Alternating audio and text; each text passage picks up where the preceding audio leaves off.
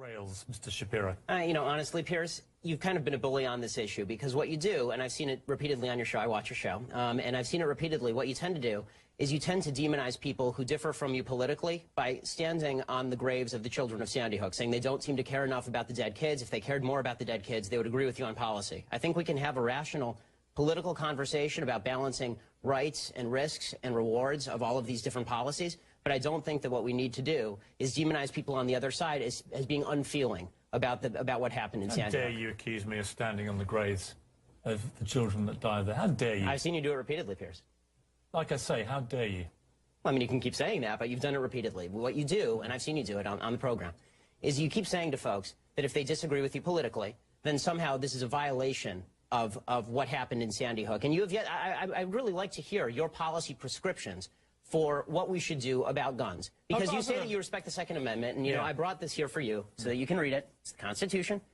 And I would really like for you to explain to me what you would do about guns that would have prevented what happened in Sandy Hook. If you want to do what you did in the UK, right, which is ban virtually all guns, that is at least a fair argument. And we can have a discussion about whether that's something that we ought to do or not. I've made it very clear what I want to do, which is exactly what Mark Kelly wants to do. And in fact, rather than address let's talk about that. Rather than address your comments to me about standing on the graves of children at Sandy Hook, you can address them to Mark Kelly, because he agrees with everything that I've been saying, because he feels the same way, as does his wife. They're gun owners.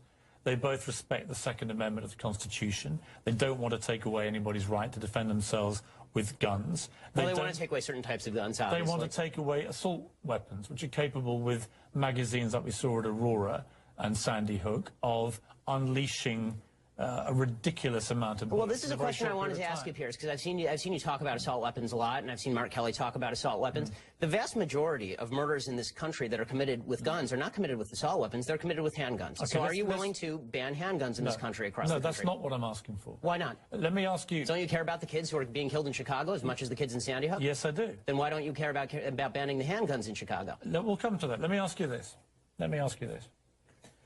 What was the weapon used at Aurora in the movie theatre? It was an assault rifle, sure. Okay. What was the weapon used in the Oregon shopping mall? I believe it was an assault rifle, correct? Okay. What was the weapon used at Sandy Hook? It was an assault rifle. What was the weapon used at the incident around Christmas when the firemen were lured to their deaths, the New York State firemen? And bought illegally? That was an assault rifle. Right, so the last 4 mass shootings in America were all the assault rifles. And the vast that is the reason, Mr. Shapiro.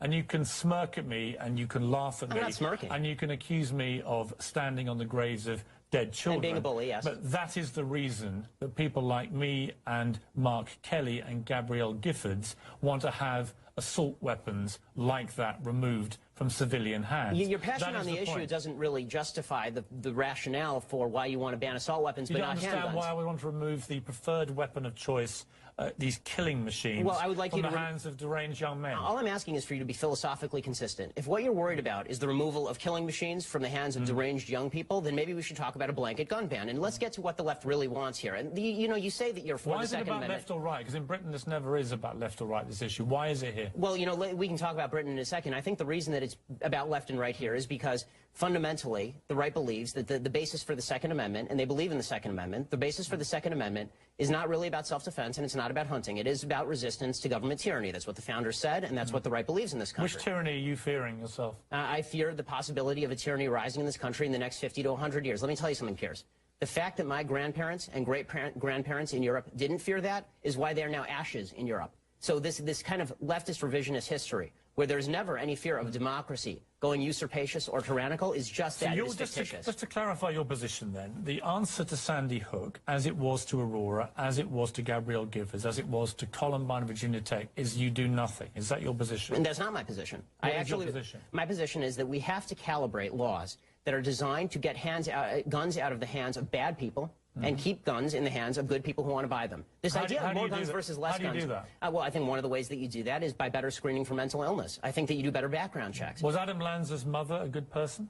I don't know whether she was a good person or a bad person. I know she was irresponsible with her guns. Has there been any evidence to suggest she was not a good person? No, but there's been significant evidence. So by your criteria, no, she would have been...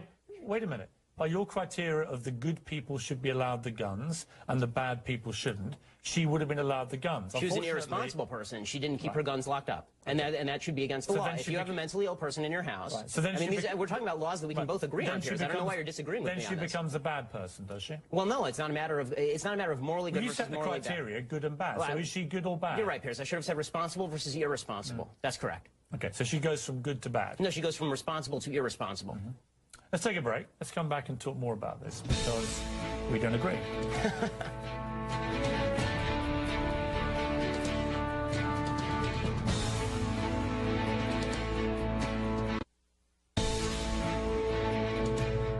My name is Ben Shapiro, editor-at-large at Breitbart.com and the author of Bullies. Do you believe that if you had an assault weapon ban, statistics prove that you could dry up the supply of these guns and make them less accessible to criminals? I don't know whether you could make them less accessible to criminals. Let's assume that's the case, that you could make them less accessible to criminals. Again, my question remains for you, Piers, and I'm still waiting for an answer from the left on this. They say they're pro-Second Amendment. Why don't you want to ban handguns? If you really want to solve the quote-unquote gun violence problem in America, go after all the guns. Why just stop yourself at assault rifles? Because I believe and respect an American's right under the Second Amendment of the Constitution that you kindly brought in to defend themselves with a handgun or a pistol. What I don't understand... But most of the murders are committed with those weapons. What I don't... Well, as we just established, because I talked you through them, the last 4 mass shootings in America... Adam Lanza had 2 pistols on him. Well, he didn't just have an assault rifle. If he hadn't had the assault rifle... He didn't use them, as you know. And if he hadn't had the assault rifle, he wouldn't have used them? Explain to me this. I can't buy this. This is 6 packets of Sudafed. They're one of the many companies that make this particular ingredient, which you can't buy legally in America. There we are, 6 packets. That is illegal for me to buy in that quantity in Walmart, say. But I can buy an AR-15 military-style assault rifle. I can then, as we saw with Holmes, the shooter in Aurora, go and get 6,000 rounds of ammunition from the internet, and I can go and blow up a movie theater. Do you think that's right? Well, we can talk drug laws another time, but I think that the question is... Does that make sense to you? No, I think what would make sense is laws that are calibrated to solve the problem. So if you think that the problem is only assault rifles... Which guns would you remove? I think the ones that have largely been removed from the market, fully automatic weapons, would be a good start. I think that... You wouldn't remove any semi-automatics at all? No, because semi-automatic just means that when you pull the trigger once, 1 bullet comes out. Do you understand how basic revolvers are essentially... Do you understand how an AR-15 performs when it's been modified and has a magazine with... I do. I saw it in the North Hollywood shootout. And you know what? It was illegal to do that, and people did it anyway. We have 12 million illegal immigrants in this country. We're not able to stop people from coming illegally into this country over the southern border into places like California, where I live normally. I think you'd be very hard-pressed to stop guns from coming across that border illegally as well. I mean, California has some of the strictest gun laws in the nation. Would you want every American to have an AR-15? No, not every American. Who would you stop? I would stop anyone with a criminal background. I would stop anybody with a history of mental illness. And I would stop, and I would ask, and not ask, I would require that people who have somebody who has a criminal background or a history of mental illness in the household keep that gun locked up and safe. What about the background checks? 40% of all gun sales in America now, gun trades, are not covered by background checks. I believe in background checks. For everybody? For everybody. So there should be a database, a national register? If it's not public. I don't like what happened with the Journal News putting out gun permits, which allows criminals to target particular homes. When the NRA came out today after their meeting with the White House and just said we're just not prepared to entertain effectively any kind of new gun restrictions. What do you think of that? What's astonishing to me is the left's attack on the NRA, because the NRA is, they don't receive a dime of public dollars. They're an interest group. I don't see, it's funny, the left, they like to talk also about violent video games, for example. Can you stop framing it as left or right? Because I don't have a horse in the race. I'm going to vote either way. Oh, come on, Piers. You tend to be more to the left. We all understand the NRA, as you know, are a very active and well-funded and powerful body. And what they do... Why are you asking... I just want to finish the point, and then... Sorry, this is very quick, I promise. The point that I'm making is this. There's been a lot of talk by a lot of people about video game violence. I haven't seen David Gregory interviewing the head of the ACLU and saying it's your broad interpretation of the First Amendment that's responsible for this. But people are bringing on the NRA and saying it's your broad interpretation of the Second Amendment that's responsible for this. They're an interest group. If you want legislation passed, talk to legislators. Don't go to the NRA, which is representing its membership. Here's what the NRA and people like Alex Jones and others do. Don't let me in with Alex Jones. Fine. After each of these massacres, they come out. All the gun rights supporters come out very strongly and very vociferous and very powerful, and they basically instill fear. They say if everyone in the movie theater, if everyone in the movie theater had been armed, if everyone at the school had been armed, it wouldn't have happened. And here's what happens: gun sales and ammunition sales rocket, as we've seen in the last 3 weeks. Oh, don't pass the buck, Piers. I mean, the truth is that the reason the reason that people are buying a lot of guns right now, Piers, is because people on the left are talking very much about banning guns. And so a lot of people are saying, if I'm not going to have the right to purchase a weapon of my choosing in 2 months, I'm going to go and buy it now. This is very clearly what's going on. Why did Ronald Reagan want these assault weapons removed? You know, I don't know why Ronald Reagan wanted these assault weapons removed. You like Reagan, right? I like Reagan in a lot of ways. He's not a god. I don't agree with him on everything. Did you agree with him? He also believed in the progressive tax rate. I don't believe in that. Did you agree with him about assault weapons? If I'll believe what you're saying, sure. I don't believe. Do you know what his position on assault weapons was? I don't know what his position on assault weapons was. Why don't you tell me? Well, let me read the letter in full. This was a letter that he penned along with Presidents Ford and Carter in 1994 to Congress. While we recognise that assault weapon legislation will not stop all assault weapon crime, statistics prove that we can dry up the supply of these guns, making them less accessible to criminals. We urge you to listen to the American public and to the law enforcement community in support of ban on the further manufacture of these weapons. That was Ronald Reagan. Okay, so. I mean, I can disagree with Ronald Reagan. You keep framing this as a left-right debate. No, I mean, I'm putting it to you. How is this a left-right? One of the great right-wing presidents of modern times agreed with me. So it's not left or right, is it? No, I mean, unless you deliberately frame it that way. Okay, Piers. In the way that the NRA through the 80s and 90s and this last Piers, avoiding the breakdown of left and right have deliberately tried to frame this as a left-wing attack on the American Constitution and the Second Amendment. Exactly what you've tried to do. You come in, you brandish your little book as if I don't know what's in there. My little book, that's the Constitution of the United States, our founding document, I know Piers. what's in your Constitution. Do you really? I've been debating this for a very long time. Then you should read the Second Amendment again. I know the Second Amendment. What I haven't heard is one coherent reason why any civilian in America needs an AR-15 military-style assault weapon. Tell me why you need one. I told you why the general population of America, law-abiding citizens, why do they need those weapons? They need them for the prospective possibility of resistance to tyranny, which is not a concern today. It may not be a concern tomorrow. Who are you expecting the tyranny to come from? It could come from the United States because governments have gone tyrannical before. Do you understand how absurd you sound? Here's where you go into the absurd and the bullying. You're absurd. You're stupid. I understand that. I'm not the one that came in here and accused you of standing on the graves of dead children. Because you're the one who's doing that. Bullying. Punching back twice as hard. Bullying. You know what I call it? Punching back twice as hard in the words of President Obama. That's what I call bullying. And this is astonishing. What's astonishing What's astonishing about it is that for weeks now, you have been saying that anybody who disagrees with your position is absurd, idiotic, and doesn't care about the dead kids in Sandy Hook. And then when I say that that's a bully tactic, you turn around and say, I'm bullying you for saying that. It's absurd. It's ridiculous. Let me ask you again.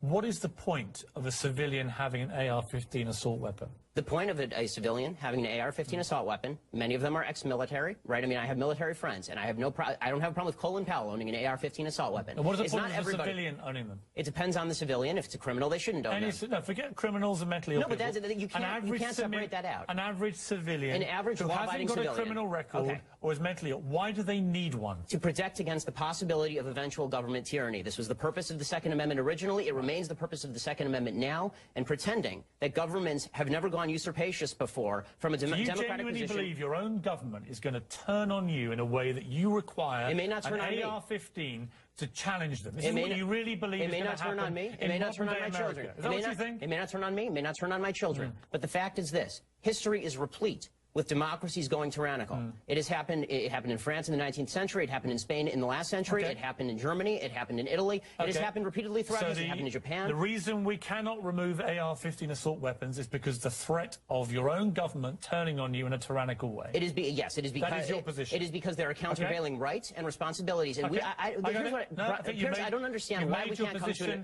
why can't we come to an agreement about reasonable law? You just want to demagogue the issue. You have made your point crystal clear. People aren't stupid. They can make up their own minds. Ben Shapiro. Ask my Republican colleagues a question.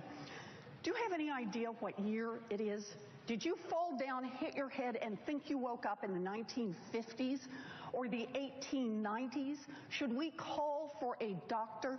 Let's be really clear about something. The Republican scheme to defund Planned Parenthood is not some sort of surprised response to a highly edited video. Nope, it's just one more piece of a deliberate, methodical, orchestrated right-wing attack on women's rights. I don't know what was acceptable in 1890 or what was shocking in 1950. The Archbishop of Chicago said, have we so muted the humanity of the unborn child that some consider it acceptable to speak freely of crushing a child's skull to preserve valuable body parts? Was that acceptable in 1890 or 1950?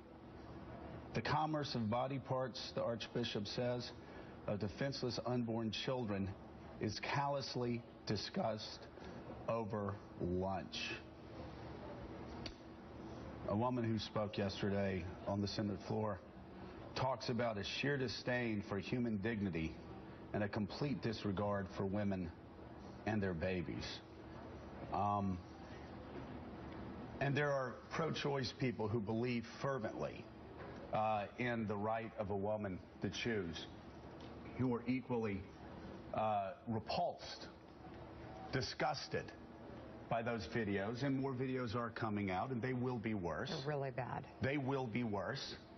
And for Elizabeth Warren to try to relate the right of a woman to choose with the horrors and the callousness and the grotesqueness of what was discussed over lunch is really unfortunate. You know, Elizabeth Warren talking about the 1950s and the 1890s, she can talk about it all she wants. There's a great quote. I don't know the source, but it goes something like, just because we are not shocked by what shocked our grandmothers does not mean we are more advanced than our grandmothers. Okay, but with, you know, just to be clear here, she's talking about the issue of defunding Planned Parenthood and its services. She's not talking about what's going on in these videos.